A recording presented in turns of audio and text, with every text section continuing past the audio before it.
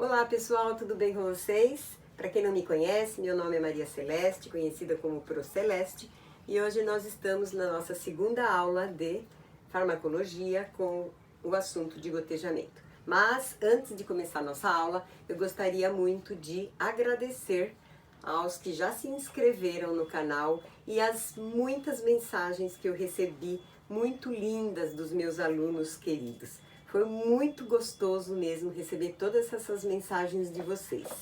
Então, continuem divulgando aí o nosso canal, compartilhando para que todo mundo se inscreva, ok?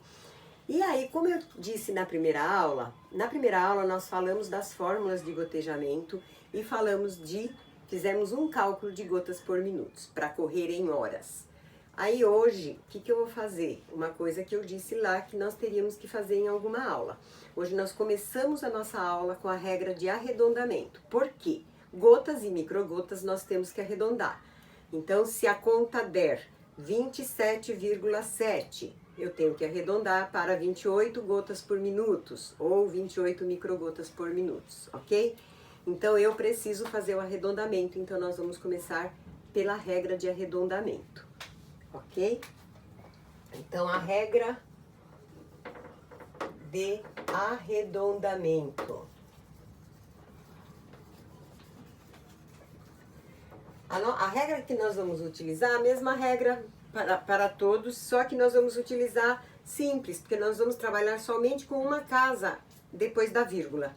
Não existe a necessidade de trabalharmos com mais de uma casa depois da vírgula, porque sendo uma casa só depois da vírgula, nós já temos o arredondamento perfeito para a nossa gota ou para a nossa microgota, ok? Então, nós fazemos de duas maneiras. Vou pôr um exemplo e aí eu já explico. Então, exemplo, 23,2 e 23,8. Quando o meu número, depois da vírgula, for menor do que 5, for até 4, permanece o mesmo número inteiro. Então, depois da vírgula,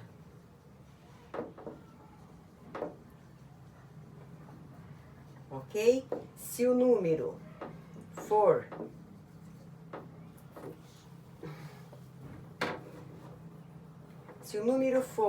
menor do que 5, isto é, até o número 4, permanece o número inteiro.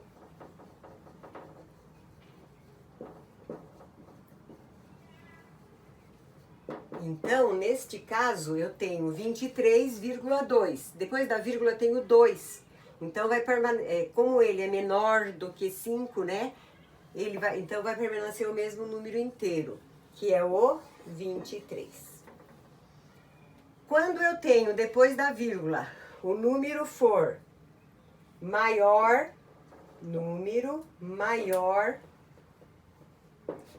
do que 4, isto é, do 5 em diante, eu aumento, né? Aumentamos um número no inteiro. Então, qual que é o meu número inteiro? Não é o 23? E eu tenho 8, que é maior do que 4, que é acima de 5. Então, esse número 23, ele passa a ser o número 24, ok? A única exceção que nós temos é quando o número depois da vírgula for número 4. Neste caso, a gente tem uma oscilação, ou para cima ou para baixo. Vou explicar. Vou fazer aqui do ladinho. Se eu tenho, vou usar o mesmo 23. Se eu tenho 23,4... e vou continuar mais uma casa depois do 4, porque ele dá uma variação.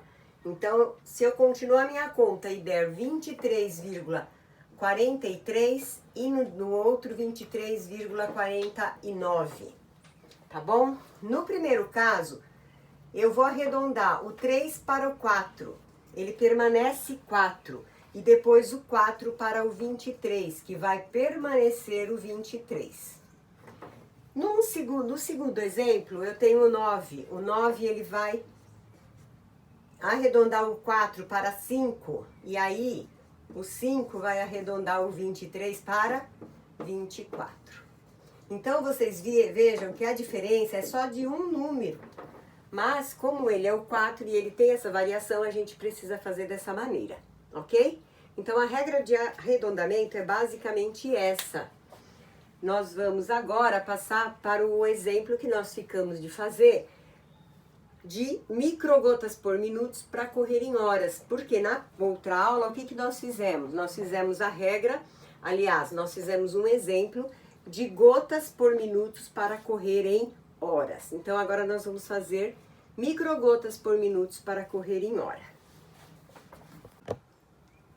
Bom, então agora nós vamos fazer um exemplo para vocês verem de microgotas por minutos para correr em horas. Então vamos lá, uma solução qualquer, 500 ml de uma solução para correr de 6 em 6 horas. Então, vocês se lembram na última aula, na primeira aula, que nós falamos sobre as fórmulas. Gotas, para correr em horas, volume, tempo vezes 3. E microgotas, quem se lembra? Volume sobre o tempo, correto? Então, volume sobre o tempo. Então, como ficaria aqui? 500, que é o meu volume, sobre 6, que é o meu tempo. Então, eu tenho que fazer esta conta. 500 dividido por 6. Vou estar utilizando o 50. Quantas vezes o 6 cabe no 50? Ou então, na tabuada do 6, qual é o número que vezes 6 dá perto de 50? É um 8, né? 8 vezes 6 é 48. Se eu tenho 50 e tiro 48, quanto que sobra? O 2.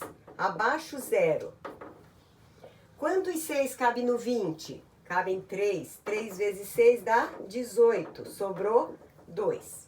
Como na farmacologia, nós temos que continuar a nossa conta, ok? Então, como que a gente faz? Compra um 0. Quem compra, paga com a vírgula.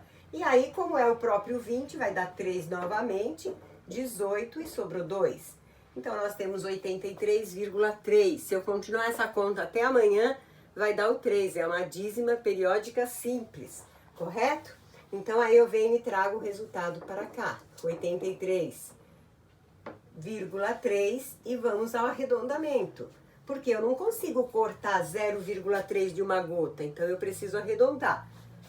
83,3, como o 3 é abaixo de 5, eu vou ficar com o mesmo número, que é o 83. Microgotas por minuto, correto? Então, esse é o nosso cálculo de microgotas por minutos, quando o meu medicamento ou o meu soro, né, qualquer solução for correr em horas. Então, nós vimos na primeira aula gotas por minutos para correr em hora, e hoje nós vimos microgotas por minutos para correr em horas, ok? Então, um beijo a todos, um abraço e até a próxima aula. Beijão!